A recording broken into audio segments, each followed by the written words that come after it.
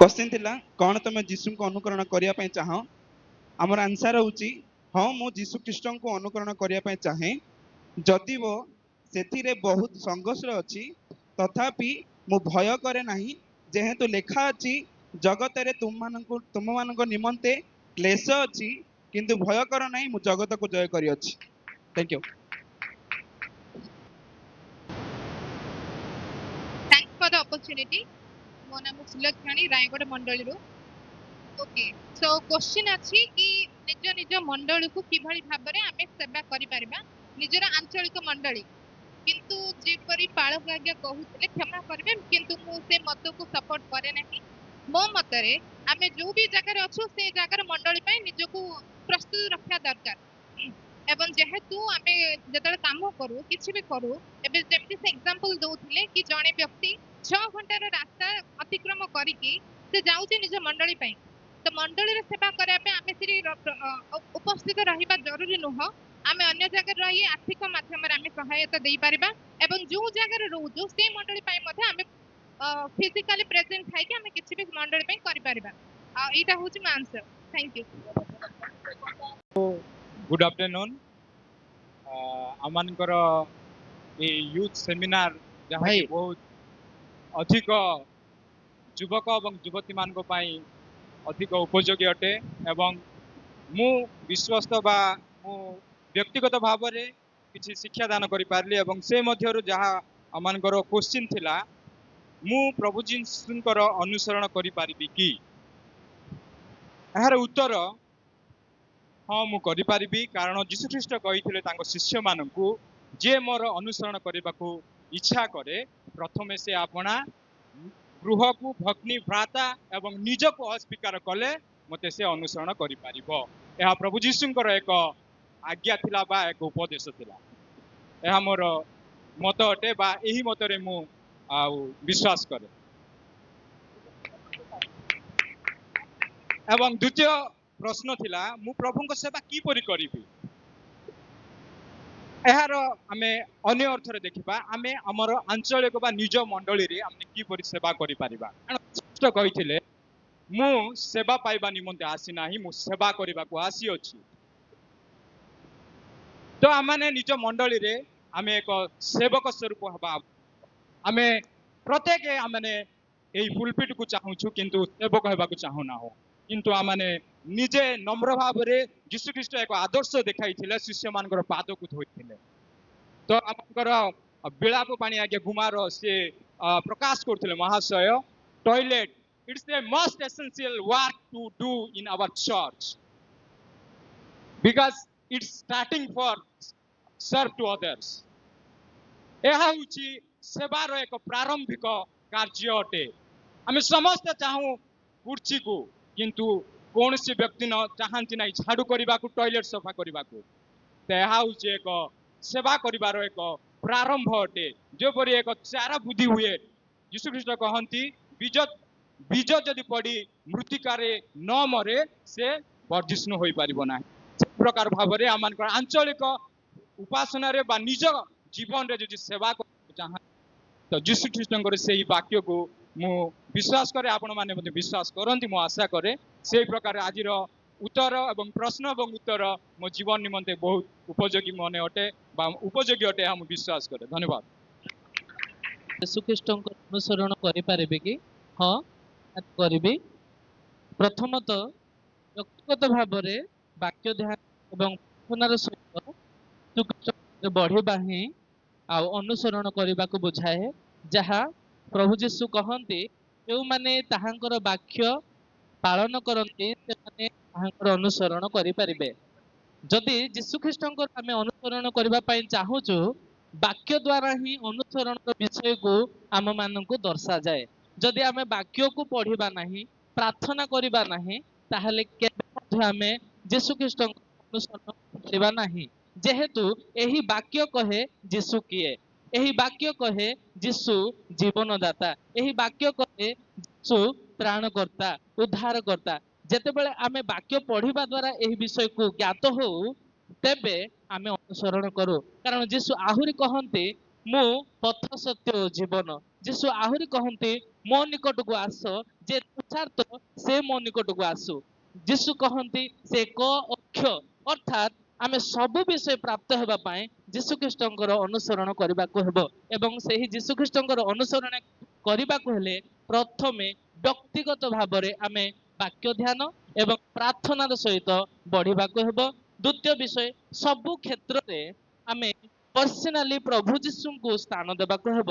ଯେହେତୁ ମାଥ୍ୟୁ 6:32-33 ହିସାବରେ ପ୍ରଭୁ ଯୀଶୁ କହନ୍ତି ଯେ ପ୍ରଥମରେ ତାହାଙ୍କ ରାଜ୍ୟ ଆଉ ଧାର୍ମିକତା ଅନ୍ୱେଷଣ କର, ତାପରେ ସେ ସମସ୍ତ ଦିଆଯିବ।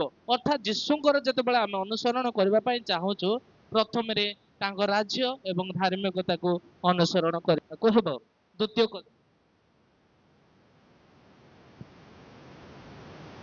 ମାଣ୍ଡଳିକ କାର୍ଯ୍ୟକ୍ରମରେ ଯୋଗ ଦେଇ ସାହାଯ୍ୟ କରିବା। ଏହା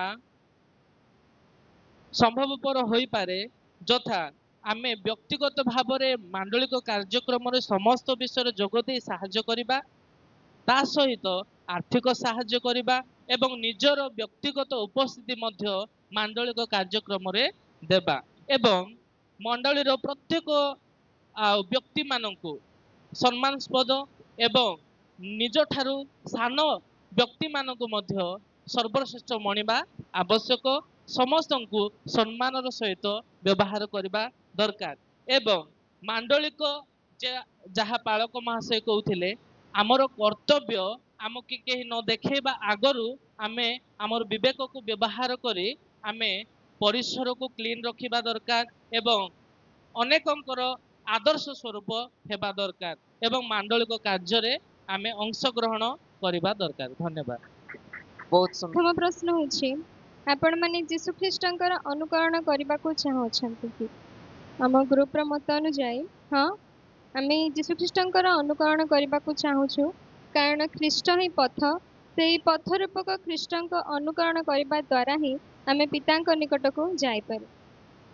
ଦ୍ୱିତୀୟ ପ୍ରଶ୍ନ ହେଉଛି, ମୁଁ କିଭଳି ମଣ୍ଡଳୀର ସେବା କାର୍ଯ୍ୟ କରିବି? ପ୍ରତିଦିନ ଉପାସନାରେ ଯୋଗ ଦେବି, ମଣ୍ଡଳୀର ସମସ୍ତ କାର୍ଯ୍ୟରେ ଅଂଶଗ୍ରହଣ କରିବି, ଉପାସନା ଗୃହକୁ ପରିଷ୍କାର ରଖିବାରେ ଯତ୍ନଶୀଳ ହେବି, ମଣ୍ଡଳୀର କର୍ମକର୍ତ୍ତା ଓ ପ୍ରାଚୀନମାନଙ୍କୁ ସମ୍ମାନ ଦେବା ସହ ସେମାନଙ୍କ ସହିତ ସୁସମ୍ପର୍କ ସ୍ଥାପନ କରିବି, ମଣ୍ଡଳୀ ପ୍ରତି ଓ ମଣ୍ଡଳୀର ପ୍ରତ୍ୟେକଙ୍କ ପ୍ରତି ଅନୁରକ୍ତ ହେବି, ମଣ୍ଡଳୀକୁ ଓ ଖ୍ରୀଷ୍ଟଙ୍କୁ ସ୍ୱୀକାର କରିବାକୁ ଲଜ୍ଜିତ ହେବି ନାହିଁ, ମଣ୍ଡଳୀର ପ୍ରତ୍ୟେକ ଆତ୍ମାଙ୍କୁ ଯୀଶୁଖ୍ରୀଷ୍ଟଙ୍କ ବାକ୍ୟ ଯୋଗାଇବାକୁ ଚେଷ୍ଟା କରିବି, ପୁଣି ମଣ୍ଡଳୀର ସେବା କାର୍ଯ୍ୟ ପାଇଁ ନିଜର ସାମର୍ଥ୍ୟ ଅନୁଯାୟୀ ମୁକ୍ତ ହସ୍ତରେ ଦାନ କରିବି। ଏହିପରି ଭାବରେ ମୁଁ ଯୀଶୁଖ୍ରୀଷ୍ଟଙ୍କର ବା ମଣ୍ଡଳୀର ସେବା କାର୍ଯ୍ୟ କରିପାରିବି। ବହୁତ ବହୁତ ଧନ୍ୟବାଦ। ବହୁତ ବହୁତ ସମସ୍ତଙ୍କୁ ପ୍ରଭୁ ଯୀଶୁଙ୍କ ନାମରେ ନମସ୍କାର। ଆଜିର ପ୍ରଥମ କ୍ୱେଶ୍ଚିନ୍ ହେଉଛି କି ମୁଁ କ'ଣ ପ୍ରଭୁ ଯୀଶୁଙ୍କର ଅନୁସରଣ କରିବି? ପ୍ରଥମ କଥା ହେଉଛି, ଏହାର ଉତ୍ତର ହେଉଛି ହଁ। କାହିଁକି ନା ଆମେ ଯାହାର ଅନୁସରଣ କରିବା ତାହାର କେତେ ଗୁଡ଼ିଏ କ'ଣ ଥାଏ ଗୁଣ ଥିବା ଦରକାର, କେତେ ଗୁଡ଼ିଏ କ୍ୟାରେକ୍ଟର ଥିବା ଦରକାର। ପ୍ରଥମେ ମୁଁ ଯୀଶୁଙ୍କର ଯାହା କ୍ୟାରେକ୍ଟର ସେଇଟା ହେଉଛି କି ତାଙ୍କ ପାଖରେ ପ୍ରେମ ଅଛି, କ୍ଷମା ଅଛି, ଦୟା ଅଛି, ପରିତ୍ରାଣ ଅଛି, ଅନନ୍ତ ଜୀବନ ଅଛି। ତେବେ ମୁଁ ଏ ପ୍ରକାର ଜୀବିତ ପରମେଶ୍ୱରଙ୍କୁ ଛାଡ଼ିକି ମୁଁ କେଉଁ ମନୁଷ୍ୟର ଆଉ କେଉଁ ଦେବତାର ଅନୁସରଣ କରିବି? ତେଣୁ ମୁଁ ସଦାସର୍ବଦା ପ୍ରଭୁ ଯୀଶୁଙ୍କର ହିଁ ଅନୁସରଣ କରିବି। ଏବଂ ଦ୍ୱିତୀୟ କ୍ୱେଶ୍ଚିନ୍ ହେଉଛି, ମୁଁ କେମିତି ସ୍ଥାନୀୟ ମଣ୍ଡଳୀର ସେବା କାର୍ଯ୍ୟରେ ସହାୟତା କରିପାରିବି? ପ୍ରଥମତଃ, ଯେତେବେଳେ ଆମେ ସତ୍ୟ ଓ ଆତ୍ମାରେ ପ୍ରଭୁଙ୍କର ସେବା କରିବା, ତାହା ସ୍ଥାନୀୟ ମଣ୍ଡଳୀ ହେଉ କିମ୍ବା ଖ୍ରୀଷ୍ଟୀୟ ସହଭାଗିତାରେ ହେଉ, ପ୍ରତ୍ୟେକଟି ବିଷୟରେ ଆମେ ପ୍ରତ୍ୟେକ ବ୍ୟକ୍ତିଙ୍କର ପରସ୍ପରର ଆମେ କ'ଣ ବଢ଼ାଇବା ଦରକାର? ଉତ୍ସାହ ବଢ଼ାଇବା ଦରକାର।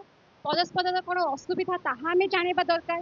ତାର ଅସୁବିଧାରେ ଆମେ ତା ସହିତ ରହିବା ଦରକାର, ଠିଆ ହେବା ଦରକାର ଏବଂ ନିଷ୍କପଟ ପ୍ରେମ ଆମକୁ ପ୍ରକାଶ କରିପାରିବା। କାହିଁକି ନା କେବଳ ବାକ୍ୟରେ ପ୍ରେମ କଲେ ହେବ ନାହିଁ, କାର୍ଯ୍ୟରେ ମଧ୍ୟ ପ୍ରେମକୁ ପ୍ରକାଶ କରିବା ଆବଶ୍ୟକ। ଧନ୍ୟବାଦ। ବହୁତ ସୁନ୍ଦର।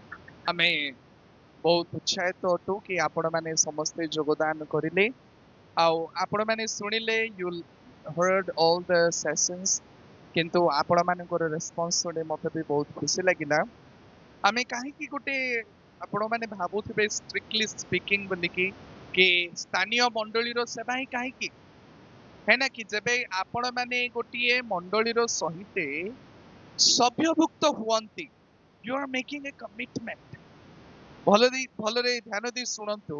ଯେବେ ଆପଣ ମାନେ ବାପ୍ତିସ୍ମ ଦ୍ୱାରା ପୁଣି ମଣ୍ଡଳୀର ସହିତ ଗୋଟିଏ ଗୋଟିଏ ଚୁକ୍ତି କରୁଅଛନ୍ତି, ଗୋଟିଏ ମେମ୍ବରशिप ନେଉଅଛନ୍ତି, do you know you are making a pledge with the church and you are telling them that through this local church I want to glorify God. এই ସ୍ଥାନୀୟ ମଣ୍ଡଳୀ ଦ୍ୱାରା ମୁଁ ପରମେଶ୍ୱରଙ୍କର ମହିମା କରିବା ପାଇଁ ଚାହେଁ। এই ସ୍ଥାନୀୟ ମଣ୍ଡଳୀ ଦ୍ୱାରା ମୁଁ ପରମେଶ୍ୱରଙ୍କର ଉଦ୍ଦେଶ୍ୟକୁ କାର୍ଯ୍ୟକୁ ମୁଁ ସାଧନ କରିବା ପାଇଁ ମୁଁ ଚାହେଁ। and then ଯେବେ ଆପଣ ମାନେ ଗୋଟିଏ ସ୍ଥାନୀୟ ମଣ୍ଡଳୀର ସଭ୍ୟ ବା ସଭ୍ୟା ଭାବରେ ଭୁକ୍ତ ହୁଅନ୍ତି, you are also making a pledge that you are going to love each other. ସ୍ଥାନୀୟ ମଣ୍ଡଳୀର ବିଶ୍ୱାସୀ ମାନଙ୍କୁ ଆପଣ ମାନେ ପ୍ରେମ କରିବେ। ମୁଁ ଏଇ ପ୍ରଶ୍ନଟିଏ ଆଗରୁ ମଧ୍ୟ ଗୋଟିଏ ଭାଇକୁ ପଚାରିଥିଲି, ଆଉ ସେ ଭାଇଙ୍କୁ ମୁଁ ପଚାରିଲି, ଆଉ ତାଙ୍କୁ କହିଲି, ବାବୁ ତୁ ତୋର ମଣ୍ଡଳୀର କେମିତି ସେବା କରିବା ପାଇଁ ଚାହୁଁଛୁ? ଆଉ he is a very spiritual person. Zoom meetings ମାନଙ୍କୁ ପୁରା ଆଟେଣ୍ଡ କରେ, है ना, ବାଇବଲ ଭଲ ପଢେ, ଆଉ ବାବୁ है ना, ଜୁମ୍ ମିଟିଂସ୍ ଆଟେଣ୍ଡ କରେ, ବହୁତ ବଢିଆ ପିଲା। ଆଉ ସେ ଟିକେ ଚିନ୍ତା କଲେ, ଆରେ ଓଡୁଆ ପ୍ରଶ୍ନ, କେମିତି ତମେ ସ୍ଥାନୀୟ ମଣ୍ଡଳୀର ସେବା କରିବ? ଆଉ ସେ କହିଲେ, ଉତ୍ତର ଦେଲେ କି ଆଜ୍ଞା ମୁଁ ପଇସା ଦେଇକି ସ୍ଥାନୀୟ ମଣ୍ଡଳୀର ସେବା କରିବି। That's not a perfect answer. ଆପଣ ମାନେ ଦେଇପାରିବେ, ମୁଁ କହୁନି ଆପଣ ମାନେ ଦାନ ଦିଅନି ବୋଲି କହୁନି, okay? ଦାନ ଦିଅନ୍ତୁ, ଅଧିକରୁ ଅଧିକ ହିଁ ଦିଅନ୍ତୁ, but that is not the main thing. ମୁଁ ଆପଣ ମାନଙ୍କୁ ଉଦାହରଣ ଦେବି ଭାଇ, ମୁଁ ଆପଣ ମାନଙ୍କୁ ଉଦାହରଣ ଦେବି। ମୁଁ ଯୋଉ ବେଙ୍ଗାଲୋରରେ ଯୋଉ ଚର୍ଚ୍ଚରେ ମୁଁ ଥିଲି, ସେଇ ଚର୍ଚ୍ଚରେ ବଡ ବଡ ଅଫିସର ଆସନ୍ତି ମୋର ପ୍ରିୟ ମାନେ, କମ୍ପାନୀ କୋଟିପତି ମାନେ ଆସନ୍ତି ସେଇ ଚର୍ଚ୍ଚକୁ, ଆଉ କେବଳ ଯେ ମୁଁ ହିଁ ଟଏଲେଟ ସାଫ କରୁଥିଲି ତା ନୁହେଁ, ମିଶିକି ଆମେ କରୁଥିଲୁ।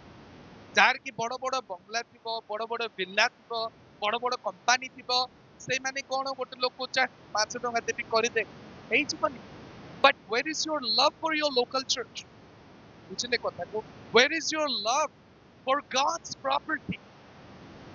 ତ ଭାବନ୍ତୁ ଆପଣ ମାନେ ନିଜ ମଣ୍ଡଳୀରୁ ଟିକେ ବାହାରେ ଅଛନ୍ତି, it's okay, ବେଶୀ ତ ଆମେ ସେ ଉପରେ, because you are here to study, ଆପଣ ମାନେ କାମ କରୁଛନ୍ତି, ପାଠ ପଢୁଛନ୍ତି, you have other purposes why you are here, but as much as possible ଆପଣ ମାନଙ୍କୁ ଯୋଉ ସ୍ଥାନରେ ପ୍ରଭୁ ରଖିଅଛନ୍ତି, always pray for the well-being of that church and of that city and also of these believers. ସେଇ ବିଶ୍ୱାସୀ ମାନଙ୍କର well-being ନିମନ୍ତେ, ସେଇ ମଣ୍ଡଳୀ ନିମନ୍ତେ, ସେଇ ସ୍ଥାନ ନିମନ୍ତେ ଆପଣ ମାନଙ୍କୁ ଯେତେ ପ୍ରଭୁ ୟୁଜ କରିବେ କରନ୍ତୁ।